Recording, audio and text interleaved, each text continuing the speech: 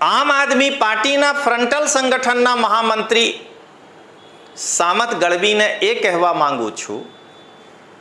કે તમે જે પોલીસ ભરતી બોર્ડથી કોન્સ્ટેબલ પરીક્ષામાં ક્વોલિફાઈંગ માર્ક્સમાં ઘટાડા ઈચ્છો છો તો તમે ફક્ત અને ફક્ત તમે એક બધા વર્ગો માટે કેમ માંગો છો? તમે આવી રીતે કેમ નથી માંગતા? હું આમ આદમી પાર્ટીના ફ્રન્ટલ સંગઠનના મહામંત્રી સામત ગઢવીને એ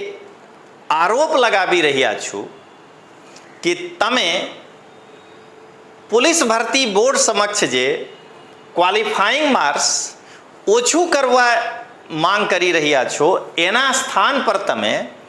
કોન્સ્ટેબલ પરીક્ષામાં જનરલ માટે 40%, ઓબીસી માટે 32%, એસસી માટે 30%, એસટી માટે 28% અને મહિલા બધા વર્ગમાં લેસ દેન